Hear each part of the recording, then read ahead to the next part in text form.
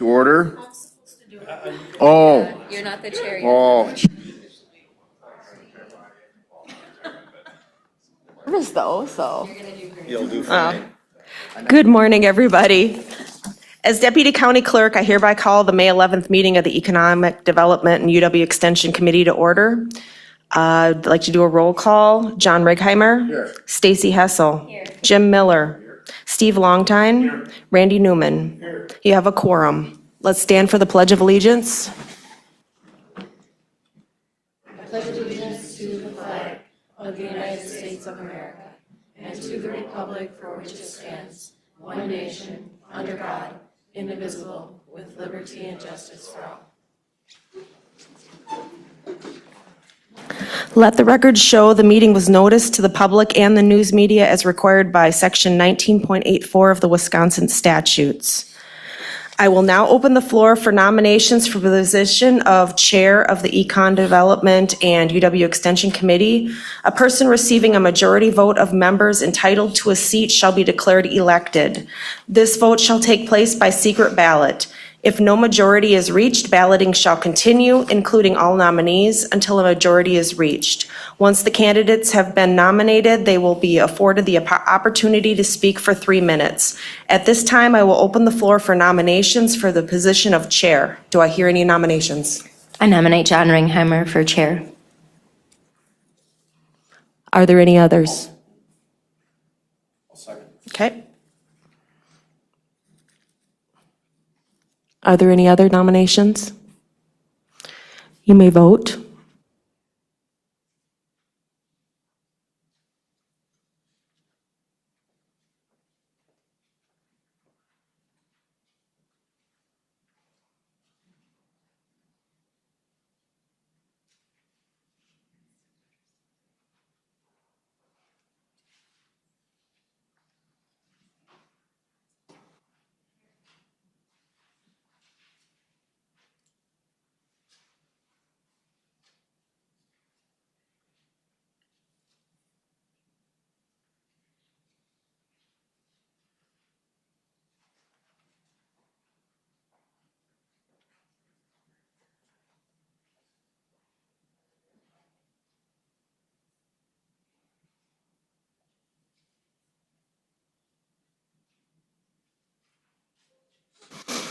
Your new chairman is John Righeimer. At this time, I would like to open the nominations for vice chair.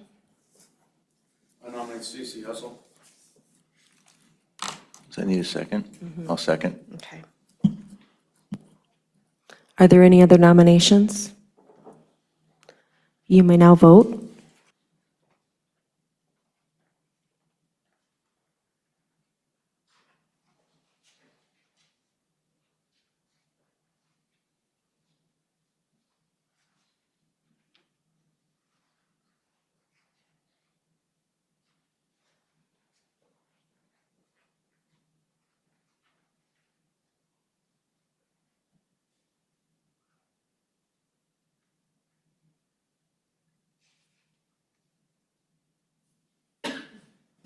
Your vice chair is Stacy Hessel. Thank you. Okay, thank you. And we'll continue to work hard to make this committee as relevant and productive as we can. I do think we're going in that direction. I was vice chair 2 years ago. This is the second term as chair, so we keep striving to do that. The meeting agenda is set. Do we have any public comments? Consider approval for the meeting minutes from last time. I'll make a motion. I'll second that. Motion by Randy Newman, second by Stacy Hessel. Any discussion? All those in favor? Aye. Anybody opposed? Okay, minutes approved. University of Wisconsin Extension Report. Good morning. My name's Lori Baltrucius. I'm the area director of Barron, Burnett, Rusk, Sawyer, and Washburn counties, and I am happy to join you today. I have a couple packets for new members that I'll give to you here in a second, but I want to let you know I'll be sending you a video and some links just to get to know Extension a little bit better. Just an overview. We're a department within Sawyer County, different from several others that report to this committee. But we are located down in the basement and have staff here. You have a contract with us. This is the brief overview flyover. You have a contract with us to hire our educators here in Sawyer County. And then we are connected to the University of Wisconsin and bring those resources throughout the state through Extension. So I oftentimes say it's like an extension cord connected to the university, but I feel like it goes both ways. We let them know what we need and what's happening in our spaces, as well as them offering resources and specialists and outreach and all that kind of stuff through the university too. So we're happy to be here. I'm going to just give you an update too. I know Mike and the rest of the departments worked on the strategic plan, and we looked 5 years out for what it is the extension's doing for the 5-year plan. So we try to make sure that we connect that to our programming. So in particular, budgeting and finance, affordable workforce housing, workforce retention, and mental health are all 4 of the 5 that we will be doing programming around and connecting with the county on. So I won't go into those details today, but we did highlight those and put them in our goals so they're available for you too. I also want to introduce, for those of you who've not met, a couple of our staff. Tuanga Zaiku is the ag educator who is split between 4 counties. So she works in Barron, Burnett, Sawyer, and Washburn, and her office is over in Shell Lake. But she joins us today, trying to keep a finger on the pulse of what's happening in Sawyer County. And Donna, who's going to do a presentation for you and tell you all about 4-H and all the great things. So I'm going to yield the rest of my time to Donna Nucky, who also serves as a library director of Winter. But today she has her hat on for Extension. And so if you're ready, all right, then I'll just give you these packets and let Donna take them.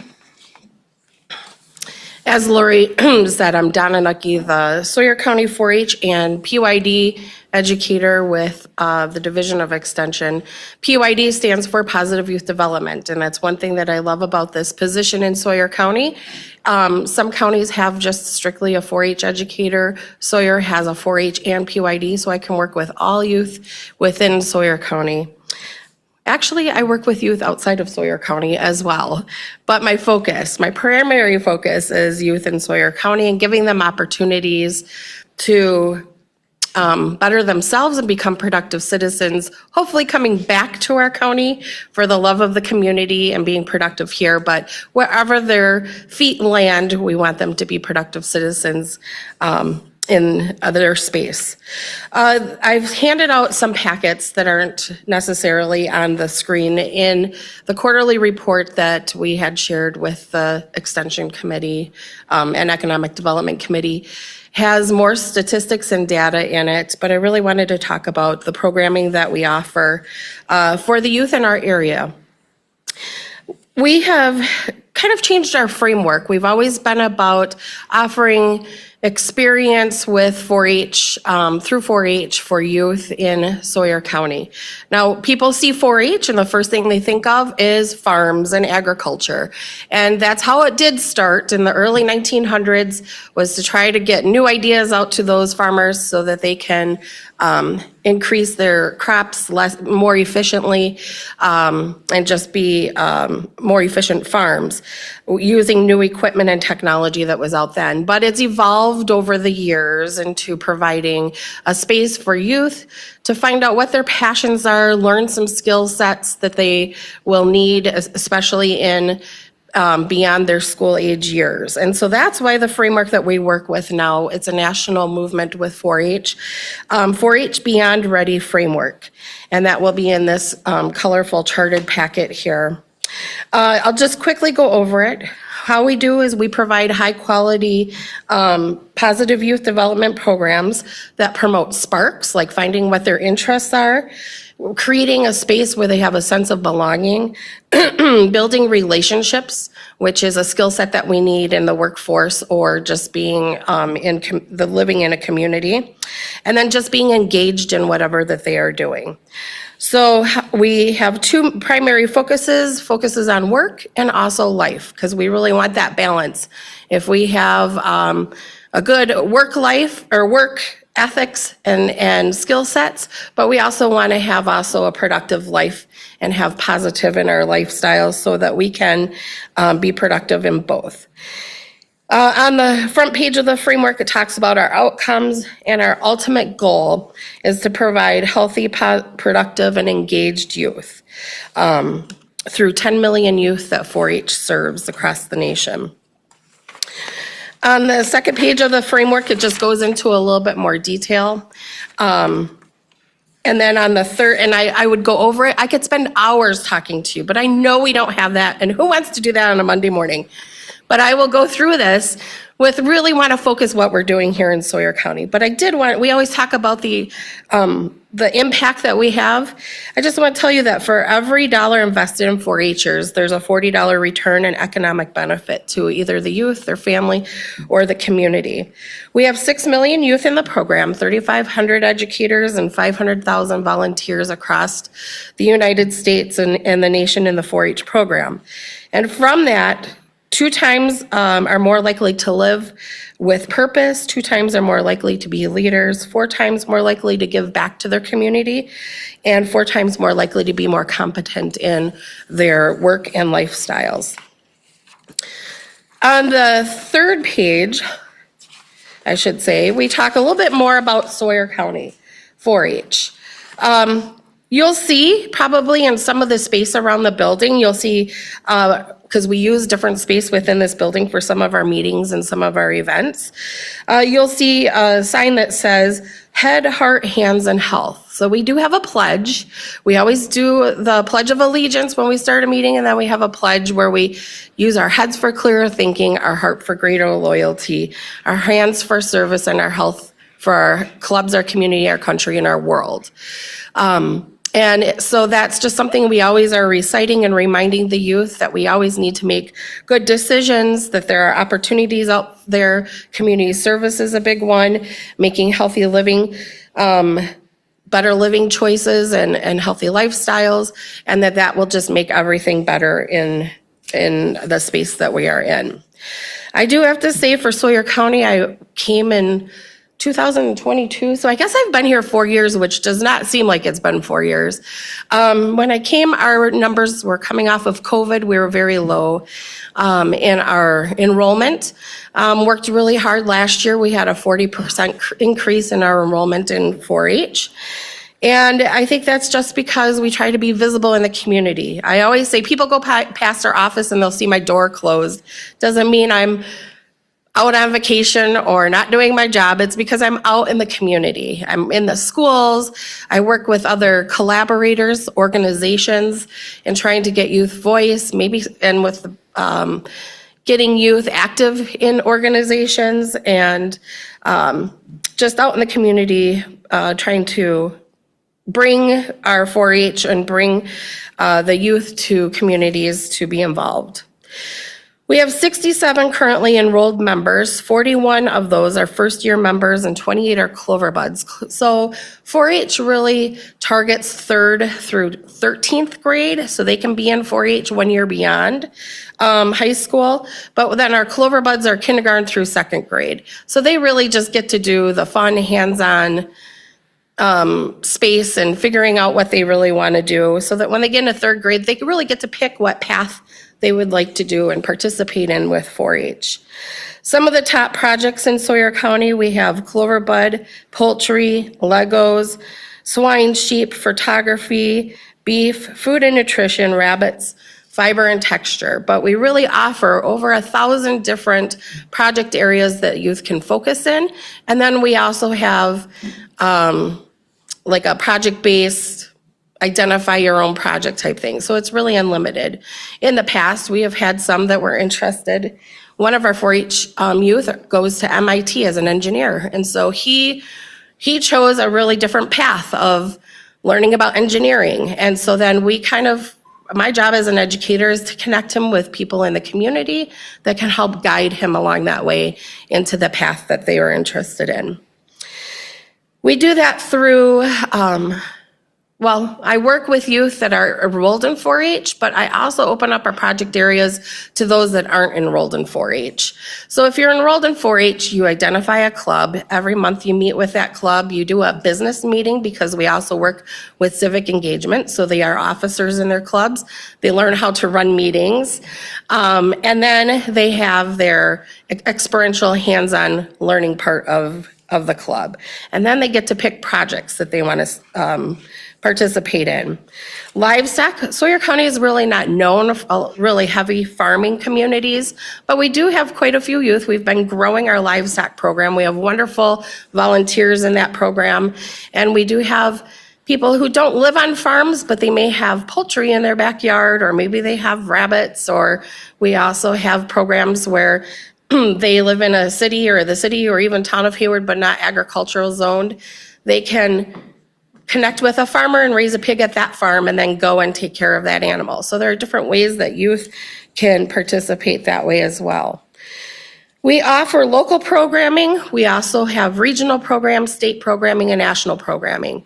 I'm super excited because when I first was hired here, I previously to that was a 4-H leader here in Sawyer County. Never thought I would be in this position here, but absolutely love working with the youth. But we didn't have a lot going on outside of Sawyer County and participating in events and experiences. But since I've been here, we have people going to national experiences, and I'll talk about that in a minute. But locally, we offer camps. So we have Clover Bud Day camps, and then we have overnight summer camps as well. We have livestock opportunities that require educational, so they visit different farms in the area, or they have special speakers that have specific titles to come in and help with the care of animals. We do a lot of community service projects. One that we have coming up is a bluebird restoration project. They're going to build bluebird houses in a community that has a lot of bluebirds and want to try to keep the bluebirds in the area. That would be down in winter. And then next year, we're looking at doing something like that in Hayward. In December, to help with the Senior Resource Center and their Meals on Wheels, they do a cookie walk. And so we took a Sunday and we baked tons of cookies at the Senior Resource Center, decorated them, and had special cookie boxes for the cookie walk there. So we try to give back to the community, but while helping other entities. We had youth that were interested in fiber and textile and also arts. So we did a acrylic painting session. So I find community members that are interested in sharing their talents with 4-H. And so we had an artist come and do acrylic painting session. We had a master gardener come and do a gardening planning and planting session. So the youth were able to talk about different soils in the area, plan what their vegetable garden is, what vegetables can go together. I am not the person to do that gardening thing, but some vegetables apparently aren't supposed to be with others for growth. So we had the master gardener come and do a planning and planting session with them. Regional and state. What's nice about my program is, yes, I may be the only 4-H educator in Sawyer County, but I connect with my area too, which would be Barron, Rusk, Sawyer, Washburn, and Burnett counties. We as area or educators in those counties work together and we do collaborative programming. And one of those that we work on is this Clover Bud. This is for, when we started this is a newsletter we send out every quarter. Sawyer County was the only county that had that Clover Buds program for the kindergarten through second grade, which I was super excited about because we're small compared to the other counties when it comes to 4-H. But then we wanted to be able to reach families that maybe they're not coming or enrolling in 4-H because it's a commitment to come to a meeting. Maybe it's, travel time. So we created this newsletter that anybody who is interested in, specifically those enrolled in 4-H Clover Buds, could do. And why I'm mentioning this is that we were just awarded a state award for this newsletter. It was now I'm going to forget the name of the award, Communicators Award. by the WAE 4-H PYD organization. And so that's quite an honor, and it's being submitted to national level for that. So that's basically saying that this curriculum or this newsletter that's going out is making a difference in the communities. And when it gets attention like that, other states then look at this as well and can use this. So that's a really exciting opportunity that we have to highlight what's going on in northern Wisconsin and the opportunities we could provide for our families. There's a list on the back of other regional and state opportunities. And I highlighted just some of the national programming opportunities because we had youth that went to Space Camp at this last month. We have youth that are attending National 4-H Congress in Washington, D.C. Last November, we've had 2 youth in the past couple of years that have gone to National Congress, which is in Atlanta, Georgia, that focus on government. So they learn about what it's like to sit on boards, what it's like to make a law, what's it like to pass bills, all about government there. So that's super exciting. And then we also have some state teams that youth from Sawyer County are representing us down at the state level and creating programs and opportunities and leadership opportunities for other youth to come and attend. And then this summer, this is the first time we've had this in a long time, we have Summer Academy, which is held at UW-Madison. And this is a career development work track. So they have different tracks. I think I listed them in here. They have ag and science. They even have an AI track this summer, automotive, baking and decorating, civic engagement and local leadership, culinary, and health and wellness. And they learn what the opportunities are in post-high school for these youth to participate in, and we have 6 going to Summer Academy. These are exciting, but there are costs to these. So I just wanted to talk about how these are funded. It does not come out of your county funds at all. This is strictly funded by our Leaders Board. We have our volunteer leaders in Sawyer County come together, they create the Sawyer County 4-H Leaders Board. The funding from the county helps fund the educators, and then we support the leaders for 4-H. I should specifically say for my program, I support the leaders and do trainings with them and just try to help meet their needs.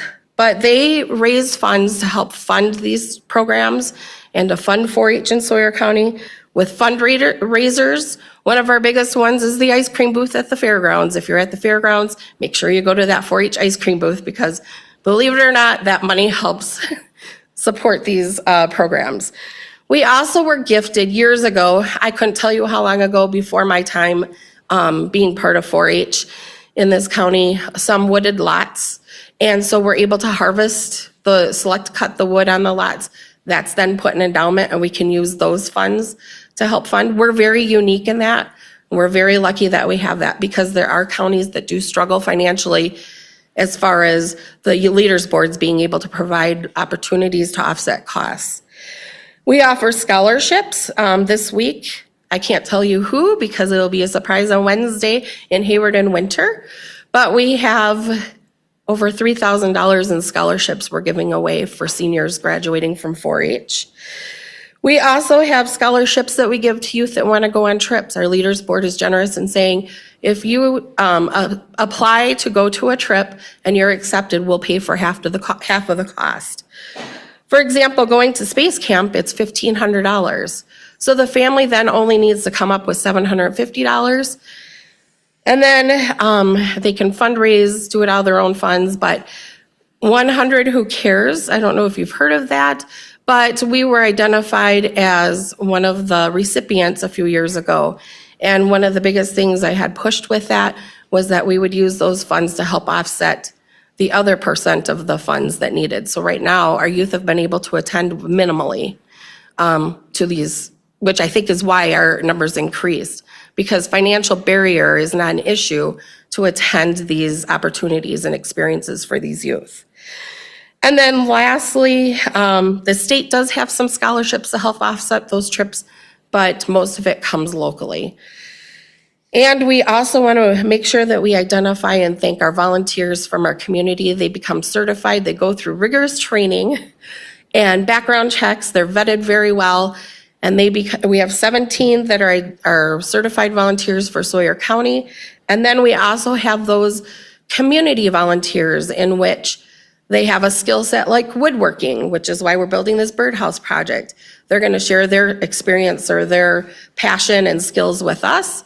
So anybody really can help support 4-H through volunteering back with 4-H with a skill set that they are passionate about and share that passion with our youth. So I know this is a lot to talk about, and there's so many layers to 4-H, to extension, but this was kind of a fast, brief overview of 4-H and how busy we are and how we're growing and the opportunities our youth in Sawyer County have. Do you have any questions? You can feel free to contact me. My information is in this. I'd be happy to answer any questions. Thank you. Thank you. Thanks for what you do. Hayward Lakes Visitors and Convention Bureau. Good morning. I am Mindy Simons, Director of Hayward Lakes Visitor and Convention Bureau. Welcome to Steve and to Jim. Congratulations on your elections. I am just going to give you a brief recap of our giant event that we had last week, Governor's Fishing Opener, which was months worth of planning. Started out last Friday. We had participants who elected to go on some destination showcase tours throughout the county. Jim Wilson at Winter Greenhouse gave them a nice tour of the greenhouse. They got a chance to see a different part of the county and not just the Hayward area. And then John Detloff stepped in at the Fishing Hall of Fame and gave a guided tour to almost 30 people. So it was a very nice turnout for those. That evening, we then had the banquet out at Seven Winds Casino. We had multiple dignitaries in attendance: Governor Evers, Lieutenant Governor Sarah Rodriguez, the DNR secretary, the DOT secretary, the tourism secretary, and then we also had State Senator Romaine Quinn and State Representative Dave Armstrong were also there in attendance. 7 total travel writers came to the event, including those from Outdoor News and Midwest Outdoors. We had 2 television stations in attendance, WDIO and Northern News Now. Both did live broadcasts from WDIO. Started off the afternoon at the Fishing Hall of Fame and then continued on at the banquet. Northern News Now did some broadcasting live from the Family Fishing Day on Saturday. So we had good media across the weekend. 2 newspapers in attendance, Sawyer County Record and Milwaukee Journal Sentinel, both of which put out corresponding articles the week after the event. We had 143 attendees, including state and local dignitaries, members of the LCO Tribal Governing Board, press, media, and event sponsors and special guests. So that was a nice attendance. I believe last year in Barron County, there was about 110. So we exceeded their attendance levels, which is always a little good competitive jab there. Saturday, fishing commenced on Nelson Lake. It was a brisk morning, but Nelson Lake showed itself well. Almost all of the people who fished with the Governor's Opener caught fish, which is always great. The governor himself caught a large northern pike, which those big fish pictures when doing local media is always good. So Park Island Resort, in conjunction with the Nelson Lake Resort Association, provided a lovely grab-and-go breakfast. So people were excited to have that with the chilly morning. So after that, we had the Family Fishing Day at Lake Hayward Beach, which turned out to be a really nice event. We had the DNR were there with their fishmobile, and they had their portable fishing where they brought rods and reels for kids. Marcus Armstrong from MJ Services provided 3 porta-docks that he installed at the beach on Friday evening. So kids had a chance to go out and use those docks and cast with the DNR bait bait and tackle and their rods and reels, and it was really fun to see all the families that came. Scope was there. They provided a really cool interactive casting game, gave out a lot of great prizes. We gave out swag bags to the first 100 families. We had Papa Salettri's food truck, which was there. I think that, the weather also cooperated, which was great for attendance, but we definitely had a lot of kids and families throughout the entirety of the whole day, which was wonderful to see. We also had 3 paid social media influencers, which is generally a part of how the fishing opener operates. Sarah Kozlowski, she's local, did a really great job covering all aspects of the event. We also had Kristen Patega from Kristen Patega Outdoors. She's from central Wisconsin, but loves the Hayward area as well. So she reported. And then also Kyle Tyree.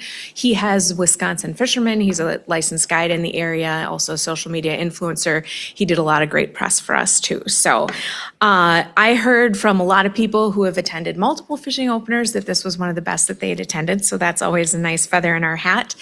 And that's really about it. But I am looking forward to reporting on other marketing activities that we have coming up. And then in June, we should be getting our economic development numbers. So depending on when the meeting falls, based on when those numbers are released, I'll either give you that in June or July. So any questions?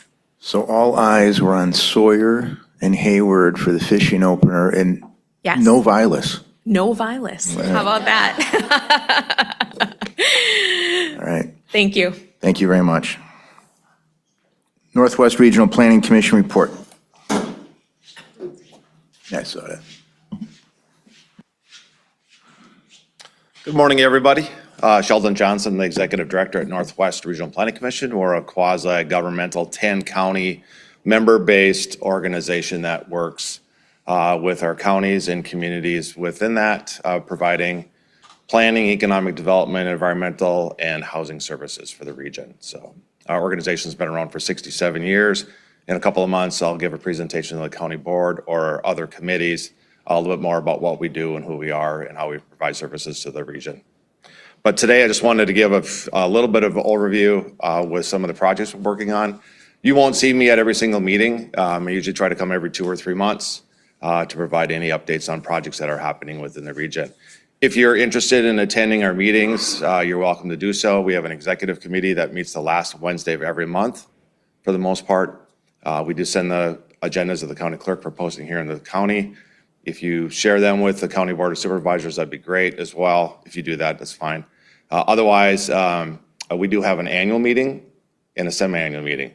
Our annual meeting is coming up at the end of June, the last June 24th, and then 9:30 in the morning. We're going to be up in Cable, Lake Woods Resort.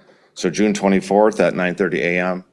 We've got a couple of speakers lined up. One is the Wisconsin Department of Transportation is going to be attending to give an update on the closure of the Blatning Bridge that will be happening late this year or early 2027. And we're trying to work with Bill Johnson to try to have an update on the pending project that's going to be happening down the street. So those are just a couple of highlights. But I want to talk about what our staff's working on currently at the moment. We're currently wrapping up work on the Sawyer County Hazard Mitigation Plan. Emily Botcher and staff are working with the department on finalizing that. There is a public meeting scheduled on July 15th at 9 a.m. Town of Bass Lake, we're just starting their comprehensive plan update here in about a month. So that's another project. Crystal Rohde on our staff, she's our business specialist. She's also the administrator for the Visions Northwest organization that we run. Several board members across the region are part of that group. She provided me some notes. She coordinated a presentation in April on the Wisconsin Economic Development Corporation's new Building and Site Location One platform. That's where businesses and counties and economic development folks can list buildings that are for sale on the commercial, industrial, manufacturing side. It's a new update from WEDC. They had an old platform that wasn't really user-friendly. This one is much more friendly in that respect. She's attending the convening and regional local partners with the Thrive Rural Grant Project relating to the Sawyer County Business Incubator. Crystal's had some conversations with Brian around kind of what we are, who we are, what we do. She plans to attend the May 19th meeting that's coming up. Crystal served on the Red Letter program. It's an opportunity for qualifying individuals to apply for a grant to assist businesses, women-owned businesses. That was recently completed a couple weeks ago. And then finally, Crystal and the team are working to provide employer apprenticeship surveys to try to gain more opportunities for apprenticeship in the region. As part of that outreach that we performed in our region to try to see who was doing that, Sawyer County had the most responses for that component part. Last month, or last time I was here, I spoke on behalf of Megan Sorensen. She's our water quality, water resource staff member. She's just now continuing or just starting the processes with Quiet Lakes, Chippewa Flowage, Tiger Cat, and Winter Lakes groups on some aquatic invasive species work and planning that we perform as part of the Regional Planning Commission. And then lastly, I just wanted to talk a little bit about the CDBG, Community Development Block Grant Housing Rehab Program. That program has gone away at the regional, local level.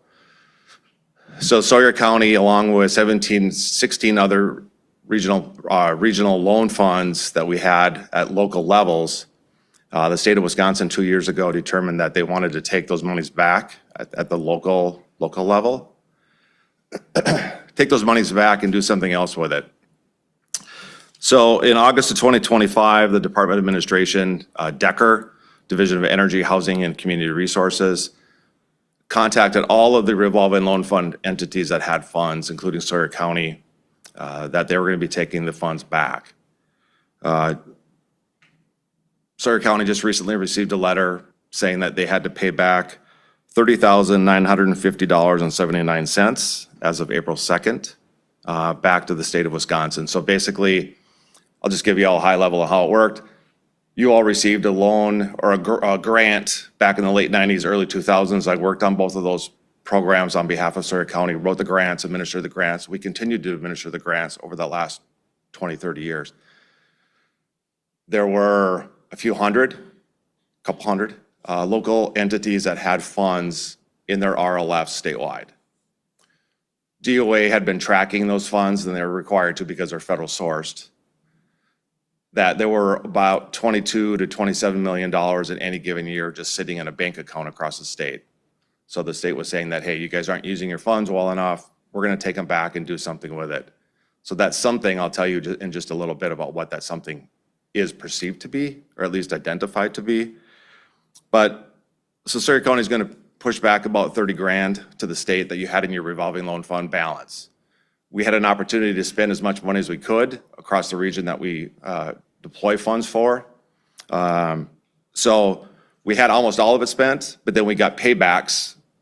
When someone sold their house, the money comes back to the county and it goes into your account, a segregated account. And then there was a period of time where we could not spend any of that funds. So that's why you had a $30,000 balance. So we had to send it back. The good thing is that you have $874,207.96 in outstanding loans currently on the books. So out of the near $1 million that you received over those two cycles in the late 90s and early 2000s, you have mortgages secured under Sawyer County's name to clients throughout the county. So as those funds are returned or paid back, there's a process that's in place that we work with the county on to satisfy those mortgages once there's payment. And then once every month or every quarter, however we've determined that, the county then pays that money back to the state. So we cannot relend it anymore. It's just going to come in and it's going to get sent back to the state for a specific program activity. So before I get to the program activity, while all the revolving loan funds, those 17 or so funds that we administered, there were many more in the regions that others administered, there's a regional program. So back in 2012, the state determined that they were going to go to a regional model. Instead of giving individual units of governments from the town to the county level these revolving loan fund dollars for housing rehabilitation, the state determined to do a regional pool. So there's 7 regions in the state. We administer the pool, the regional pool, on behalf of Douglas County.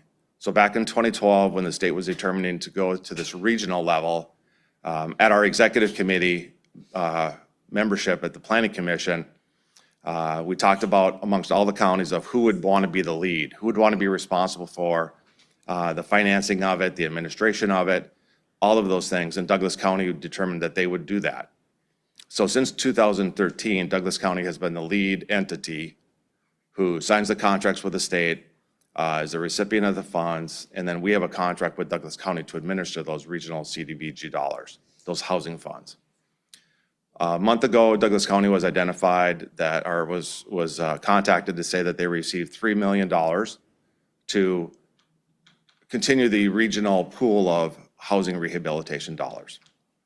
So of that $3 million, it'll start July 1st, and then it's a 24-month contract.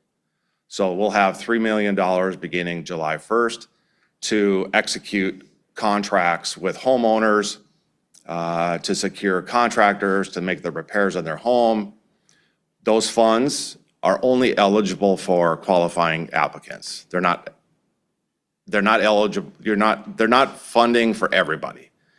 So you have to have an income level that meets the qualifications based on your household size and income to qualify. They're targeted specifically to do deferred maintenance, so rehab. It's not to do a remodel in your kitchen or your bathroom or anything like that. They're really targeted for need. So it's leaking roofs, roofs that are like at or beyond its life cycle, new windows. It's amazing how many homes we still do rehab on that still have 50s and 40s single pane glass.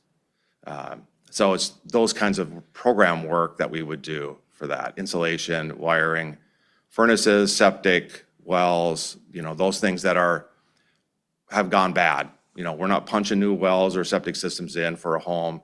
It's to rehab. The other advantage of the program right now is a few years ago, because of the issues that we continue to see in older homes with lead-based paint, the state and the feds did change the guidelines for the program, where if you're a qualifying applicant and you have identified, tested, positive lead that meet the EPA and the state of Wisconsin thresholds, you can receive a grant for those replacements and repairs. So we still continue to see a lot of lead-based paint in homes in our region. And if you are an applicant and you have identified need for peeling paint or window replacement that are lead-containing components, those eligible programs are actually granted to the homeowners. We've seen a number of projects that have been in the $60,000 to $80,000 range for lead abatement and replacement that are granted to the homeowners. Again, they're targeted to low to moderate income households at 80% or less of the county median household income.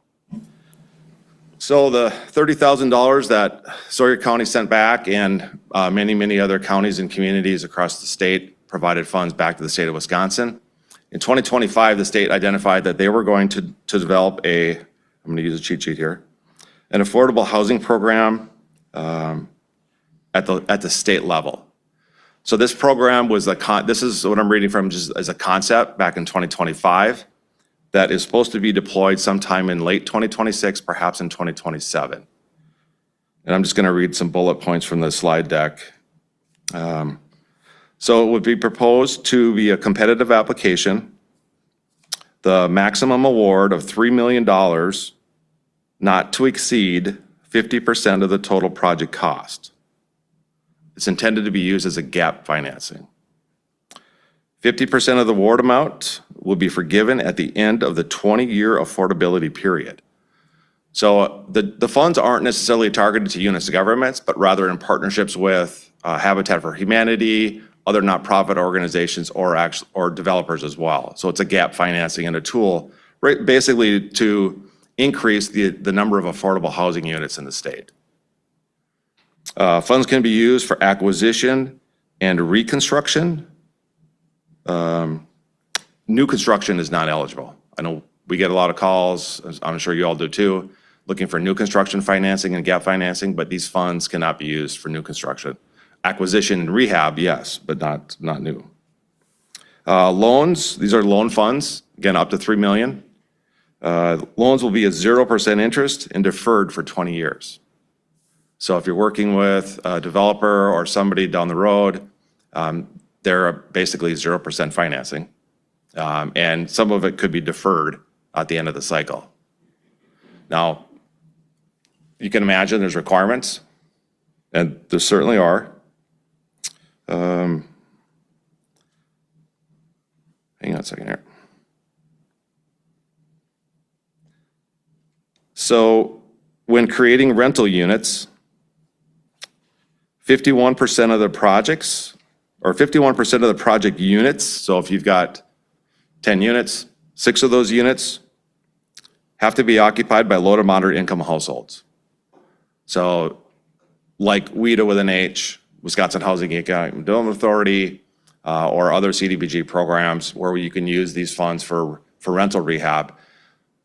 You can redo units, but you have to have a targeted effort to have 51% or more low to moderate income household tenants in those units. It's not a state requirement, it's a federal requirement. So earlier where we talked about the 20-year forgiveness, I would presume there will be a mechanism to track those funds and those units that are targeted to LMI. Highly unlikely they're going to go away in 2 years or 5 years. It'll be a more longer term component part for that. And then also too, these units, there's some more things, but I think for the purpose of time, there is, every county in the state of Wisconsin has a HUD, Housing and Urban Development, DC-based group at the federal level that establishes rent limits. So there are set rent limits within every single county.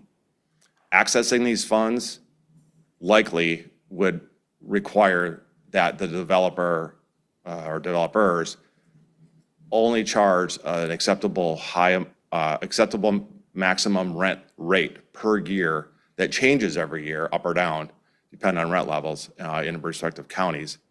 Those 51% or more low to moderate income units would have to be base charged at the HUD approved rent limit. So rent rates might be $800 locally, just anywhere. HUD might say you only can charge $700, and that's all you can charge for the rent based. So there are other program requirements. Again, I'm going to preface this is concept in 2025 slides that I was looking at in reviewing with you. It's expected that there'll be more information coming out in 2026 for full deployment in 2027. We've asked for more details, but we haven't been provided at the moment.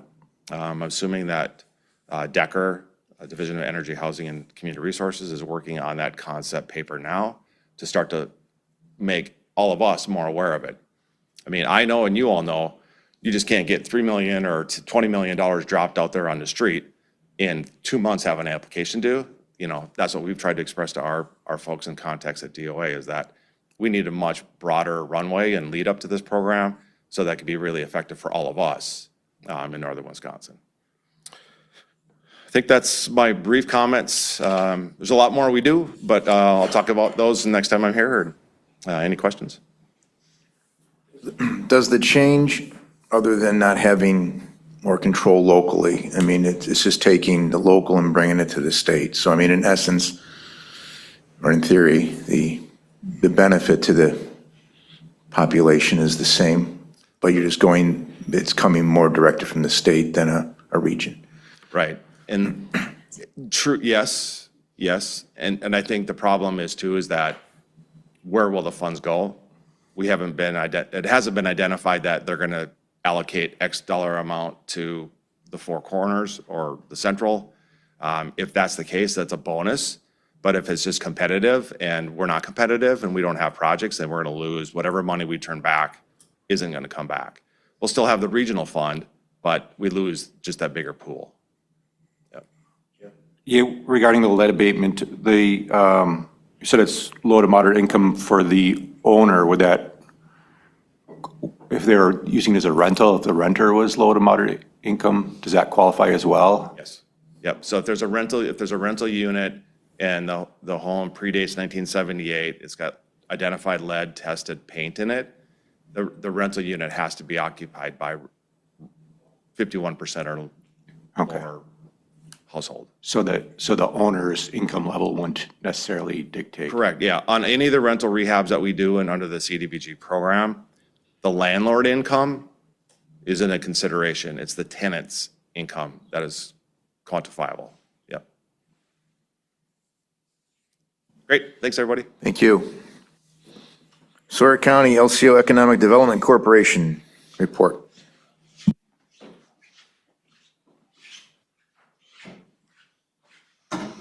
Good morning. Adam Lamoy, former Executive Director, Sawyer County EDC. Mr. Longton had to leave, I see. I just wanted to come and say goodbye and kind of transition to our new EDC director. And just want to talk on one thing that happened on April, or in our April meeting. And April 15th was my last day. And Brian Priester is the current executive director. But our name has changed from Sawyer County LCO EDC to Sawyer County EDC.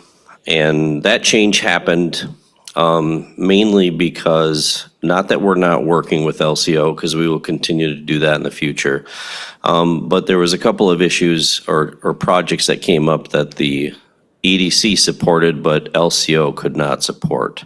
And because of that, their name is embedded in the name, and they were in a bad position from that standpoint. And so the decision was made by the Sawyer County EDC board that we should just represent Sawyer County in our name.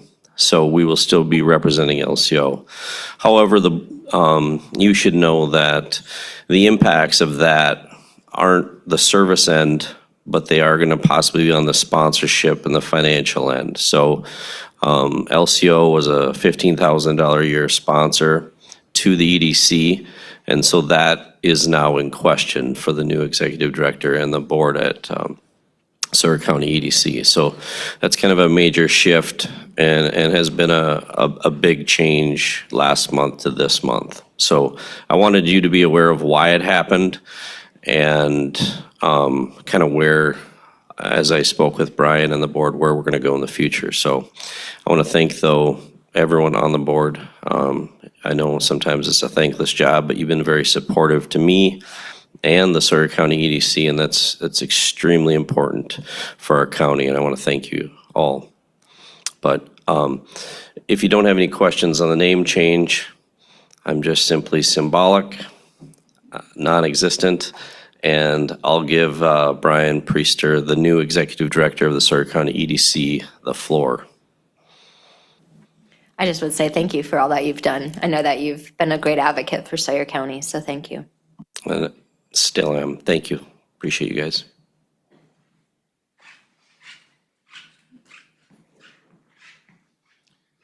Well, as Adam said, my name is Brian Priester. I'm the new executive director. I didn't really know what to expect this morning. I sent in some things that basically is like, here's what I've been doing the last couple of weeks. And that's really just trying to get settled into the role. Spent a lot of time on this name change. There's a lot of things that go along with that I was not prepared for. Obviously, as I stepped in, this was a new development.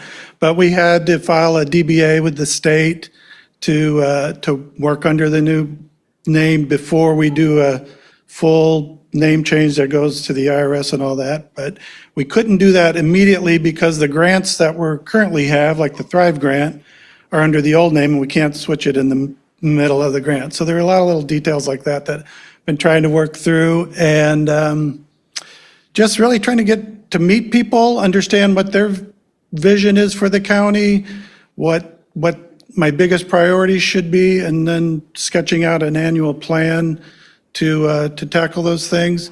Obviously, the financial aspect of it just kind of had a wrench thrown in, but I'm confident we'll get that figured out. Continuing to work on the Thrive grant, as I mentioned, have a meeting next week with all the players in that. Actually, we're meeting at your space next week. So it's really just been about 3-week whirlwind for me, where trying to get my feet on the ground, meet as many people as I can, reached out to everybody at the Wisconsin EDC, went to the fish banquet, going to meet Dave Armstrong next week in Barron County. I've heard a lot of people have said I should get out and meet him. And open to any questions you have, and figure out how this meeting is supposed to go, how much you expect from me every month, and yes. Why Sawyer County for you? Oh, God. Well, this is this is kind of my dream job. I had a 30-year career in the media industry with a Gannett company. My family moved quite a few places in the country. I'm from Missouri originally, but we've had a place on the Chippewa Flowage for 20 some odd years. And it was always my dream to move up here full time. I retired 7 years ago. I know I look older, but I was age 55 when I retired, so I'm 62 now. And moved up here full time because was just my dream, and it has not disappointed. I just love Sawyer County. I've told several people I've met with, it's the only place I've ever felt like this is where I belong, this is where I feel like myself. And I'm very, very just passionate about the county. I love it so much. And again, for me, since I retired, I've worked some other jobs just to keep busy. I like to keep busy. I worked at North Star Nursery for 4 years because I love to work with plants. And this came to my attention, and I thought, I've got a professional background. I've sat on the boards of economic development corporations in my career and did a lot of, other community boards. And this just seemed like the perfect fit, something I'm very passionate about and something I think I'll be really good at. So I hope to be in this role for 10 years. So that's why Sawyer County. Just love it here. Well, welcome and good luck. We look forward to working with you and hearing from you. You have a question? Oh, you're good. More of a comment than a question. I do want to thank Adam as well. He's served the county very well, economic development over the years, and we're grateful for his work. And I want to mention I met with Brian for about an hour and a half a couple weeks ago, and his passion for the county did come through and making things better, and I just think he's going to do a great job. So thank you. Aboard. Appreciate that. Excellent. Thank you. Thank you. I look forward to working with you as well. Trail reports. Randy, do you have the motorized? They don't really have a report this month because the trails are just opening. The state, limbo month, yeah. Yeah, state and federal trails don't open until the 15th of this month. But they got some other projects in the work, I guess. They're trying to figure out some culvert situations and some other things with trails going on. Other than that, they're getting their counters relocated for the ATV, UTV season. So that's it. Excellent, thanks. Jim, do you have the non-motorized? Tom Duffy used to do that, or Stacy? Stacy, what do you have? I think they're great. We always go to Stacy in case there's no.